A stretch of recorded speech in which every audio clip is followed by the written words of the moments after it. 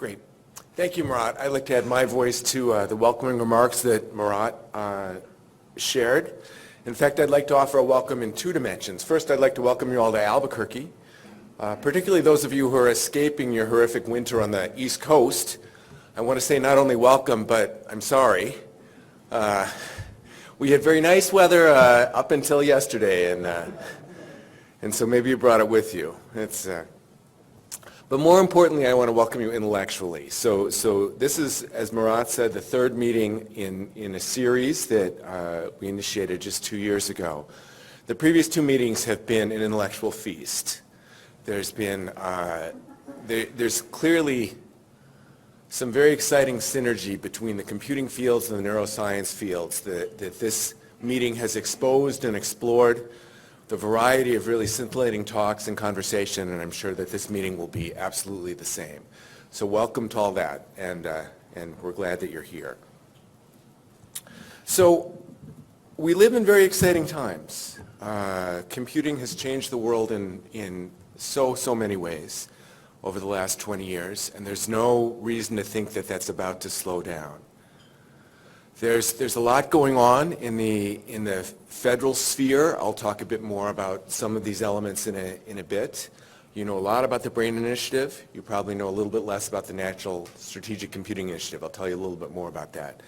But these two activities alone, but in conjunction, I think are creating very exciting opportunities for the larger computing community, but this community, or this union of communities in particular.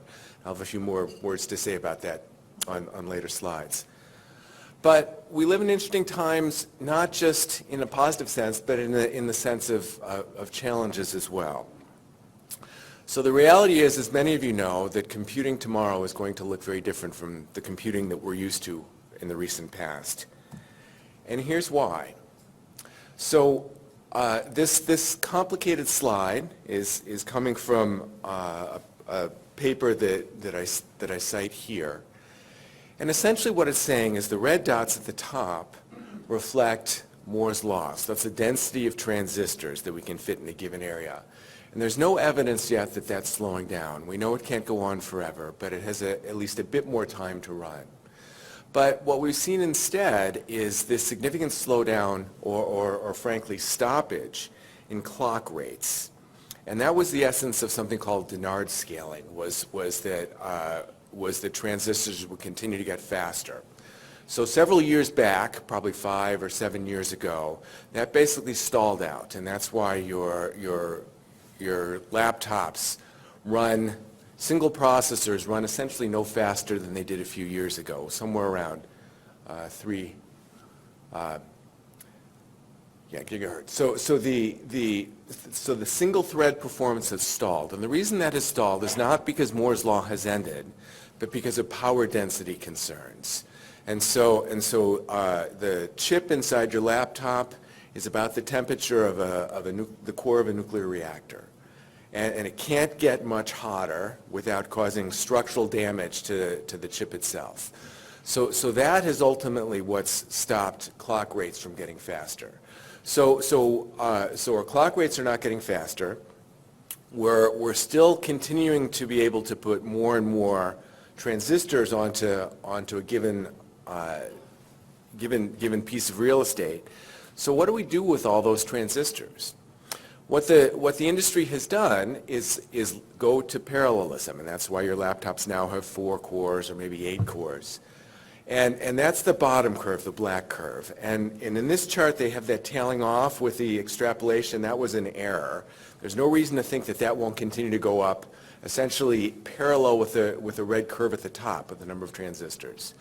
So the expectation is it will be going with a very high degree of parallelism in our mainstream processors, and that's going to lead to tremendous challenges in programming methodologies and in our ability to extract usable performance out of our silicon. So there's a complex landscape going on in our mainstream computing paradigms that are driving the need for new ways of thinking about parallelism, new ways of thinking about programming, and ultimately new ways of thinking about computing writ large. And I view that as an opportunity for this community to perhaps inject disruptive concepts into the computing ecosystem. So here's another element that's supporting this opportunity for disruption. So the administration hasn't yet formally announced something that they are expected to announce soon, which is called the National Strategic Computing Initiative. So the fingerprints of this, the signals of this are all over the budget, the President's FY16 budget, but again, there hasn't yet been a formal release, and so the official documents of the scope of this are not yet public. But I have it on very good authority that this will involve 10 or 12 agencies. It's very much a cross-governmental initiative. It has a broad scope with a focus on data-centric and scientific computing, but other elements as well. Importantly for this community is the second major bullet, that it also includes high-risk, forward-looking elements. So there will be investments in accelerating the exploration of post-CMOS technologies. There will be investments in exploring novel computing paradigms, quantum computing, but also neuro-inspired computing. And possible funding agencies include NSF, of course, IARPA and DARPA, both of which are sponsors of this meeting, as well as the Department of Energy. So keep an eye on this. It'll create, I think, opportunities for funding and new research activities within the areas that are of interest to this community. And then this coupled with the BRAIN initiative, which you know much more about perhaps than I do, I think will in conjunction allow very, very interesting things to happen over the coming years. So Rob Leland gave a talk at the first Rebooting Computing Summit, which is an IEEE undertaking. It's an activity that has certainly common passions to those that are represented by the people in this room. And the way he framed his talk was by looking back at the way that the way we do computing today evolved back in the 40s and 50s. And Rob articulated three different elements of the environment then that he thought were critical to the technology transition that happened at that time. The first one was the question of, is there a major conceptual advance? And back then, the whole concept of Turing's work and the work that came before that, theoretical underpinnings for digital computing, and the separation of software and data, or executable programs represented in software, was clearly a major conceptual advance. And I think it's yet, to me, not entirely clear what the advance is going to be. But I think that we're certainly at a time where we could be on the threshold of something significant. I think that this community could be the community that provides us with that path forward. There are significant technology and business opportunities. I think the rise of big data is a major paradigm shift in the way we think about computing and the role of computing, and the way that then the development of sensors everywhere, the Internet of Things, and most importantly, the need for sense making out of all the data that the world is now collecting. And I think that neuro-inspired computation could have a significant role to play there. And the question of a sense of urgency, again, back in the 40s, it was the Second World War and then the Cold War. And I think we're in a different place now, but I think there are a different set of drivers for urgency. One, as I've mentioned before, is the concern about the erosion of Moore's Law and the seeming nearing the end of the exponential advances we've seen in traditional computing. But also, I think there's much greater international competition in the computing realm than there has been historically, and I think that provides its own set of drivers. So I see the pieces coming into place for the opportunity for revolutionary advances and paradigmatic changes in the way we think about computing. And I think that's very, very exciting. So obviously there are many challenges for always in the face of disruptive ideas. So the von Neumann computing model is, of course, deeply entrenched, and the CMOS ecosystem is extremely robust. So those are substantial hurdles to overcome. But I think there are reasons for optimism. I've already mentioned the issues with CMOS and its scaling. I think issues around security of our existing computer paradigms are becoming quite significant in the national debate, and for economic reasons, but also for national security reasons. And alternative computing models that are inherently more secure, I think, would be very welcome. And then, of course, there are going to be niche applications, but very important niche applications where size, weight, and power matter a lot.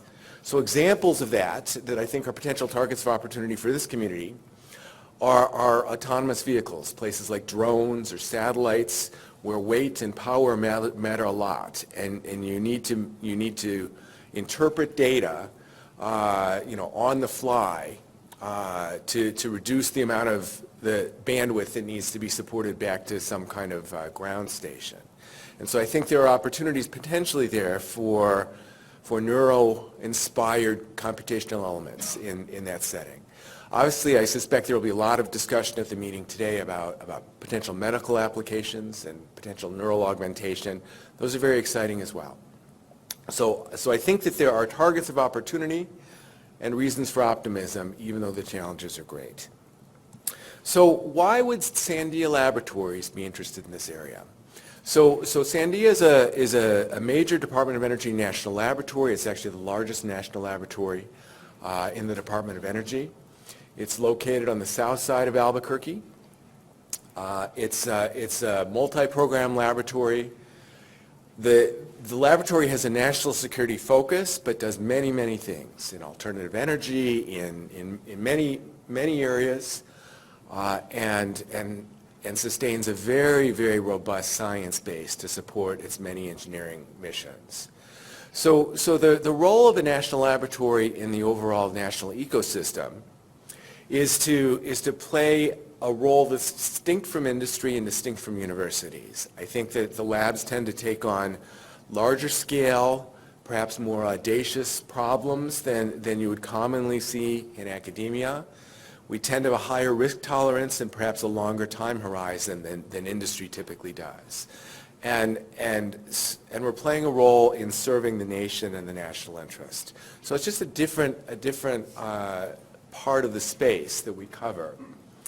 And we believe, we're convinced that work in neuro-inspired computing is important and timely for all the reasons that I've alluded to earlier. Sandia also has an unusual collection of capabilities. We're the only fab, silicon fab, not just silicon, but a fab of any DOE laboratory, so we can actually build electronics, build devices. It's a very strong group of cognitive and neuroscientists. This is something we've been building over the past decade, viewing it as a forward-looking area for the laboratory in supporting many, many of our missions. And as I think you'll hear during the course of the meeting today, we've made major investments in neuro-inspired computing. There's a brand new project called HANA, which I suspect you'll hear about in at least one of the talks, where we're investing $4 to $5 million a year for the next 3 years in this area. So it's an area we have real commitment to, and we want to help move forward. So we're eager to work with all of you in this noble enterprise to bring together elements of computational science, computer architecture, and neuroscience to help drive the next paradigm shift in computing. It's a very exciting time. So that's it. Thank you for coming. We're glad to have you here and look forward to a really exciting few days.